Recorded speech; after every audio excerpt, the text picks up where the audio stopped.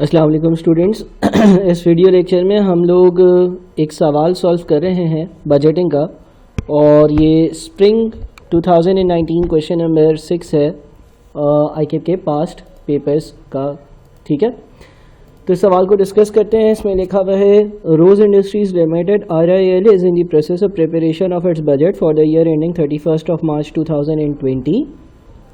In this respect, following information has been extracted from RIL's projected financial statements for the year ending 31st of March 2019. ये जो हमें financial information दी हुई है वो दी हुई है 19 की, और हमें बजट जो बनाना है ना वो बनाना है 20 का। अच्छा, इसमें लिखा हुआ है सेल्स 100% क्रेडिट पर है, 360,000 यूनिट्स है। कॉस्ट ऑफ सेल्स में raw material, variable conversion cost, fixed conversion cost including depreciation, operating cost, variable, fixed, closing inventories, raw material की और finished goods की। Information and projections for the budget year ending 31st of March 2020 are as follows.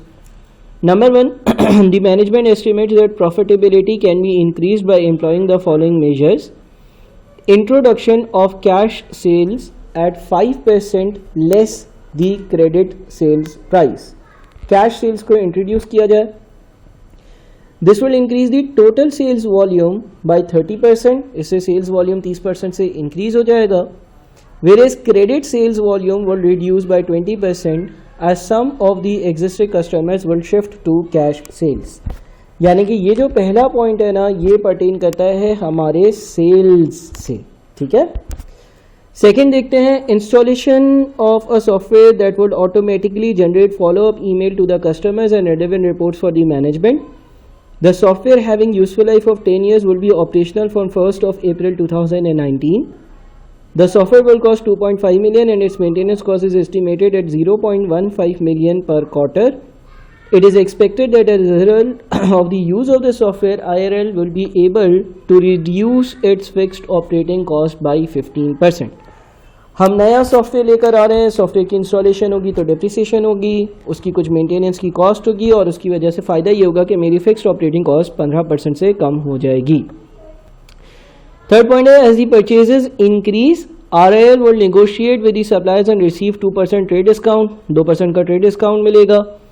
Cost reduction measures will be taken which will save 5% of the variable conversion and variable operating cost. Cost reduction की वजह से 5% जो है variable conversion और variable operating cost reduce होगी। फिर लिखा हुआ है the increase in working capital requirements will be met by arranging a running finance facility of ₹100 million at a markup of 10% per annum. It is estimated that on an average 90% of the facility will remain utilized during the budget year. Effects of inflation on price of raw materials and all other costs excluding depreciations will be 10%. Closing raw material and finished goods inventories will increase by 8%. RIL uses marginal costing and follows FIFO method for valuations of inventory. Prepare budgeted profit or loss statement for the year ending 31st of March 2020. Assume that except stated otherwise all transactions are evenly distributed over the year or 360 days लिखे हैं।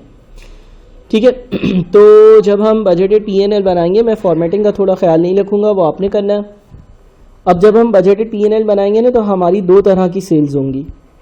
ठीक है ना, कुछ हमारी cash sales भी होंगी और कुछ हमारी क्रेडिट सेल्स भी होंगी। अच्छा, पिछले साल क्या होता था? पिछले साल सिर्फ और सिर्फ हमारी जो थी वो क्रेडिट सेल्स हुआ करती थी, कैश सेल्स नहीं थी। ठीक है, तो इस बार हमारे पास दो तरह की सेल्स होंगी। अब पिछली बार 2.8 मिलियन जो है ना, वो टोटल सेल्स का अमाउंट था। सवाल ये कहता है कि अगर हम सेल्स का क्लॉज देखें तो हमारा जो सवाल है ना वो ये कहता है कि आप कैश सेल्स इंट्रोड्यूस करोगे, उसकी सेलिंग प्राइस 5% कम रखोगे। This will increase the total sales volume by 30%, इसकी वजह से 30% चीज़ें ज़्यादा बिकेंगी। ठीक है, average credit sales volume will reduce by 20%, लेकिन क्रेडिट सेल्स जो हैं वो 20% कम हो जाएंगी।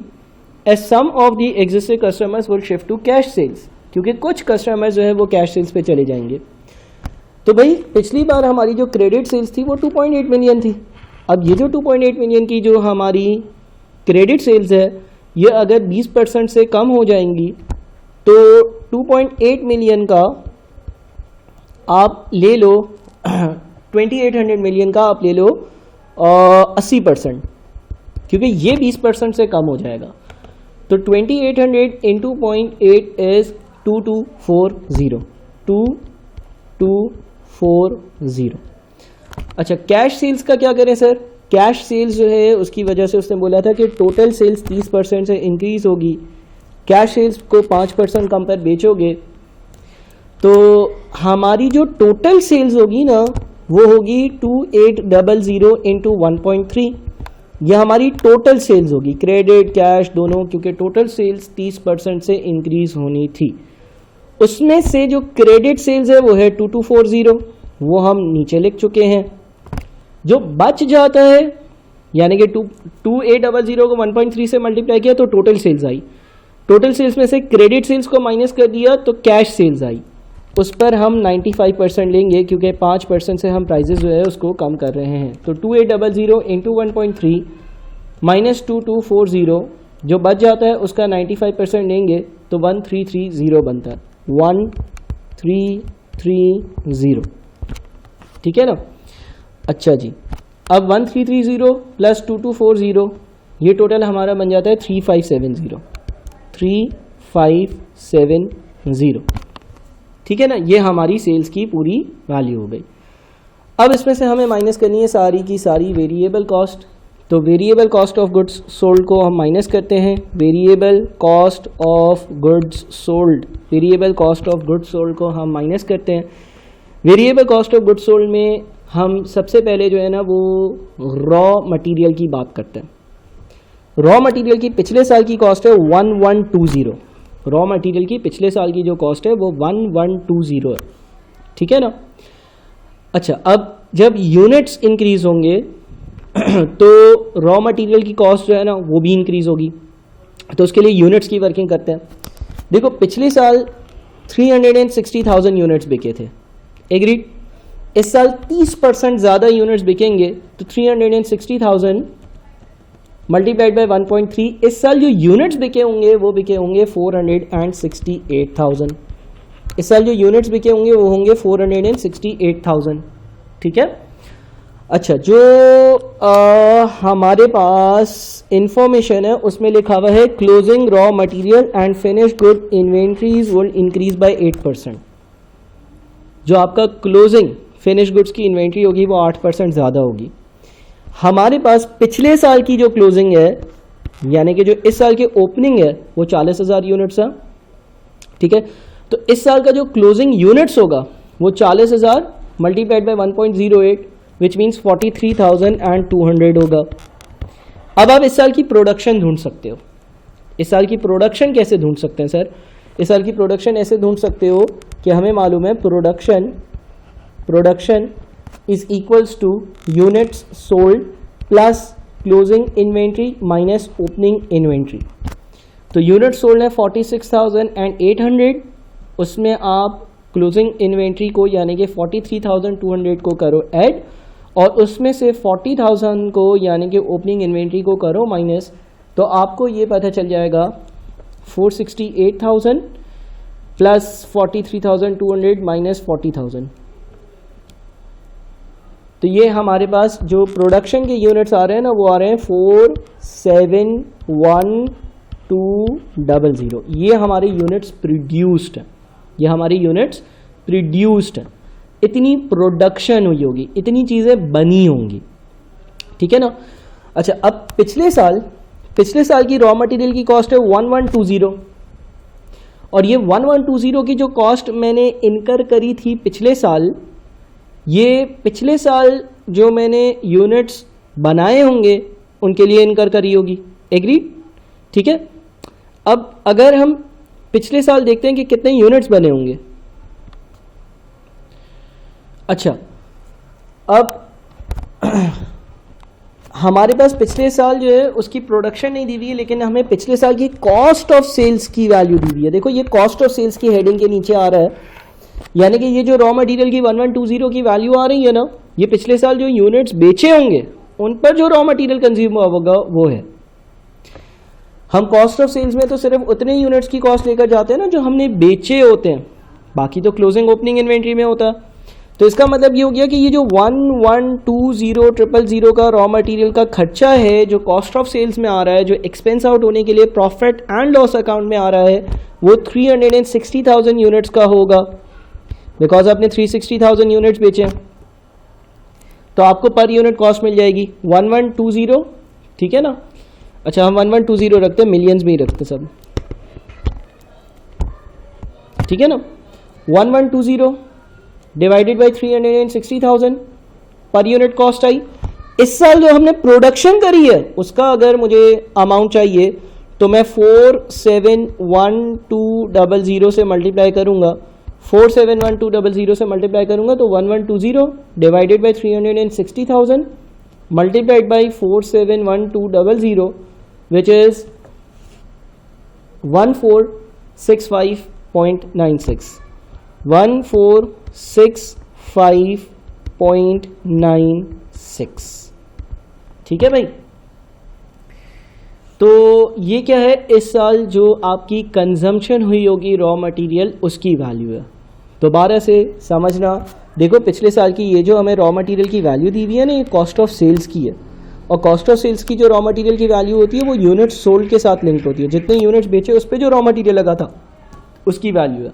तो हमने जो डिवीजन किया तो हमें पर यूनिट वैल्यू पता चली, और इस साल जो चीज़ें मैन्युफैक्चर करी हैं, प्रोड्यूस करी हैं, उस पर जो मटेरियल लगा होगा वो 1465.96 लगा होगा, ये कंजम्पशन की वैल्यू है। अच्छा, पिछले साल की जो रॉ मटेरियल की ओपनिंग की वैल्यू है वो है 70। पिछले साल जो रॉ मटेरियल की ओपनिंग की वैल्यू है वो है 70, सही है ना। अब अगर फॉर एग्जांपल मुझे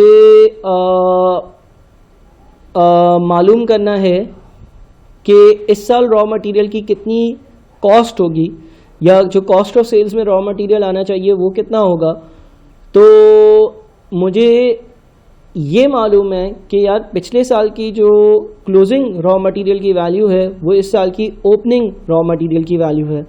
अच्छा, ये जो कंजम्पशन हमने यहाँ पर 1465.96 लिखी है, इसको हमने इस साल के यूनिट्स प्रोड्यूस्ड से मल्टीप्लाई किया है, यानी कि इस साल जो यूनिट्स इंक्रीज हुए प्रोडक्शन में उसका इम्पैक्ट लिया, लेकिन प्राइस का इम्पैक्ट नहीं लिया।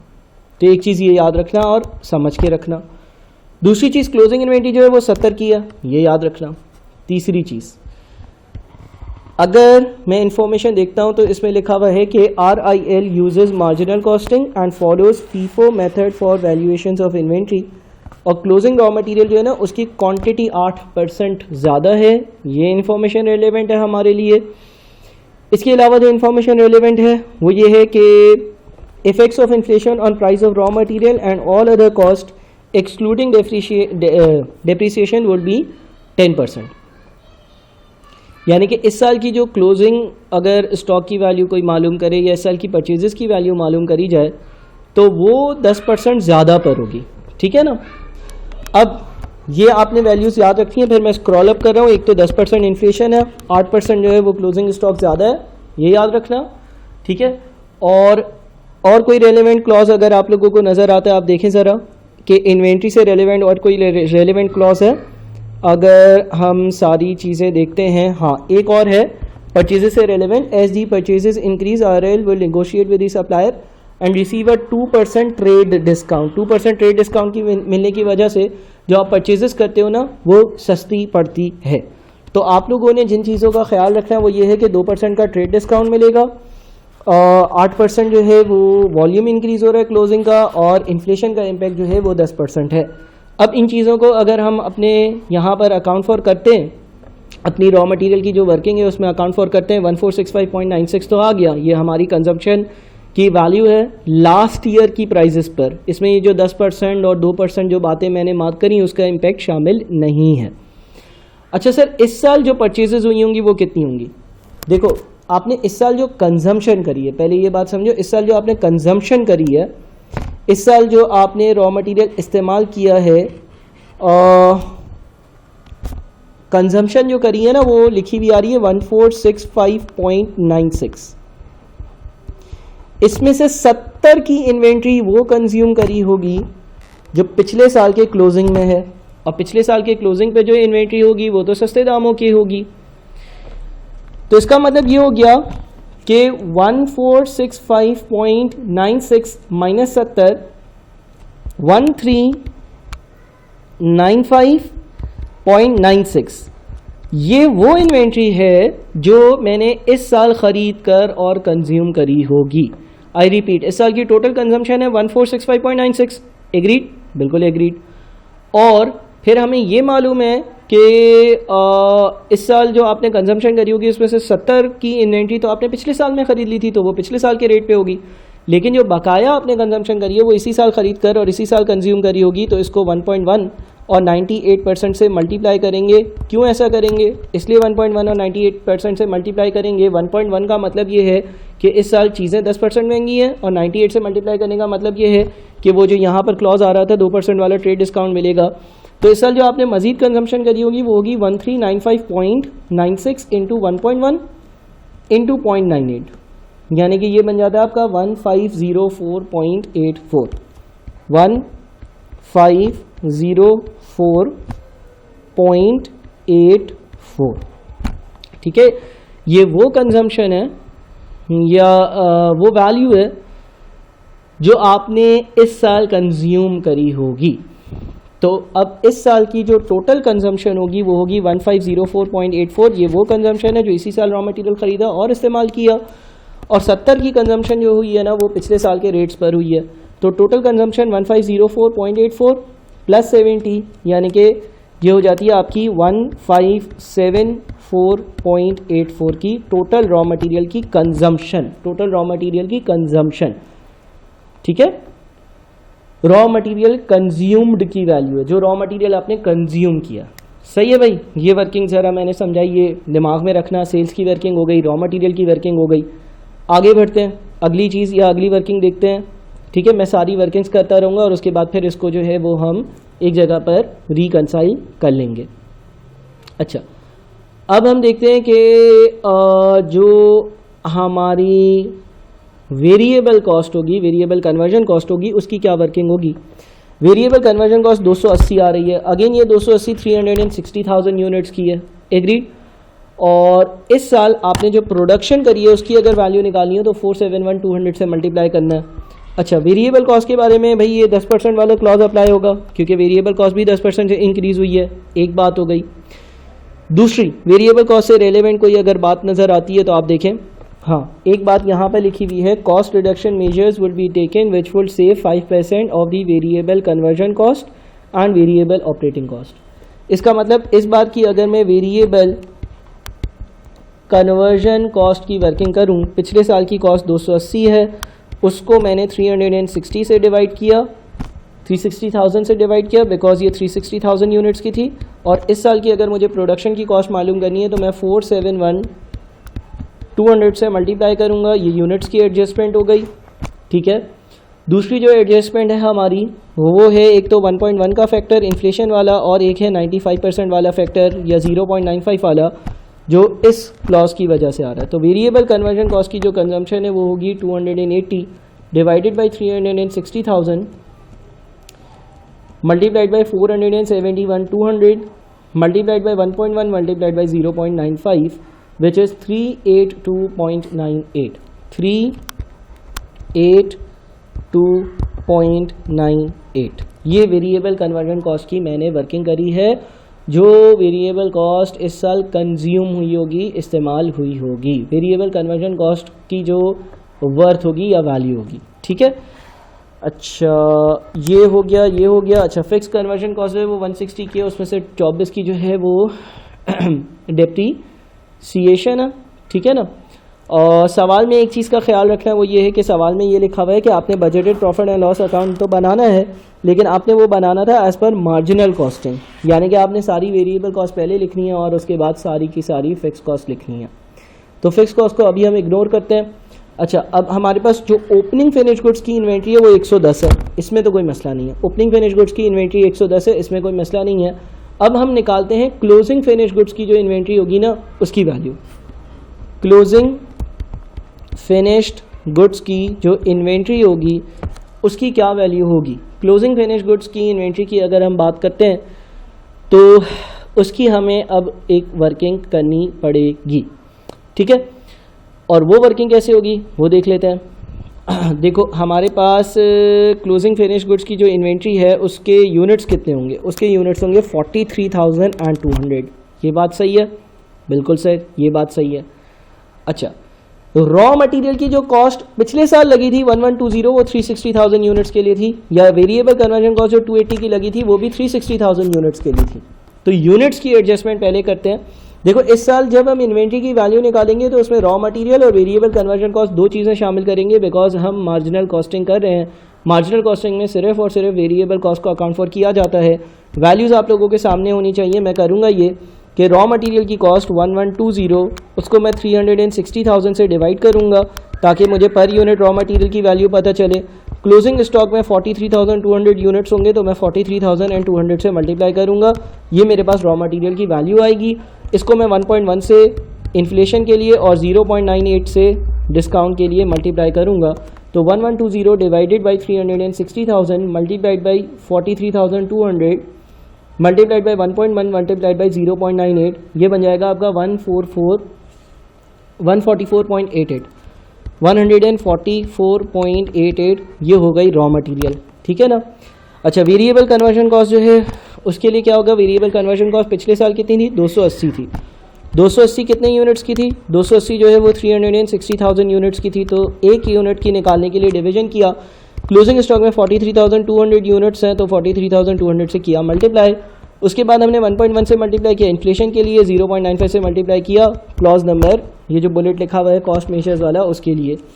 तो 280 divided by 360,000 multiplied by 43,200 multiplied by 1.1 multiplied by 0.95, यह आ जाता है 35.11।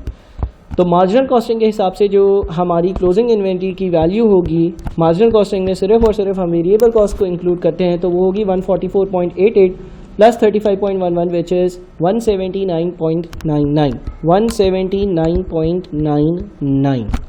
सही, यह हमारी क्लोजिंग फिनिश गुड्स की वैल्यू हो गई। तो फिर हम अपना कॉस्ट ऑफ गुड्स सोल्ड कैसे ढूंढेंगे। देखो कॉस्ट ऑफ गुड्स सोल्ड ढूंढने का तरीका ये है कि आपने जितनी भी वेरिएबल कॉस्ट इनकर करी है, ठीक है ना, और वेरिएबल कॉस्ट ऑफ प्रोडक्शन, उसमें आप ओपनिंग स्टॉक को ऐड करो फिनिश गुड्स के और क्लोजिंग को माइनस करो। ओपनिंग आपका 110 है प्लस 1574.84, 1574.84 लेस क्लोजिंग, और क्लोजिंग आपका है 179.99। मैं सारी वर्किंग्स कर रहा हूँ, आप आईके के आंसर से इन वर्किंग्स को अच्छे से देख सकते हो। 1574.84 माइनस 179.99, यह आपका आ जाता है जो अमाउंट, अच्छा एक मिनट, एक 1574 वाली जो अमाउंट थी ना वो सिर्फ और सिर्फ रॉ मटेरियल की कंजम्पशन की थी। ये 382.98 हम भूल गए, 382.98 भी आएगा ना, यहीं ऊपर लिख देता हूँ, वैसे ये आना चाहिए ओपनिंग स्टॉक के बाद। खैर 382.98 भी ऐड कर देते हैं, तो ये टोटल हमारी जो कॉस्ट ऑफ गुड्स सोल्ड बनती है वो है 1887.83। सेल्स की वर्किंग मैंने कर दी थी, कॉस्ट ऑफ गुड्स सोल्ड की मैंने वर्किंग कर दी, variable cost of goods sold. Sales revenue का जो टोटल आ रहा था कैश और क्रेडिट, वो मैं अगर बता दूं तो 2240 और 1330 है, वीडियो के शुरू में इसकी वर्किंग्स है, ये बनता है 3570। Variable cost of goods sold जो है वो सारी वर्किंग्स मैंने करी 1887.83। आईकेप की सोल्यूशन से आप लोग जो है वो सही इसका क्या कहते हैं आप फॉर्मेट देख लेना। अच्छा, वेरिएबल ऑपरेटिंग कॉस्ट भी होगी कोई, वेरिएबल ऑपरेटिंग कॉस्ट भी देखते हैं। ये तो variable cost of goods sold है, वेरिएबल ऑपरेटिंग कॉस्ट भी देखते हैं। वेरिएबल ऑपरेटिंग कॉस्ट कोई है, वेरिएबल ऑपरेटिंग कॉस्ट पिछले साल की 190 थी, 360,000 यूनिट्स की, तो इस साल भी होगी, ठीक है ना।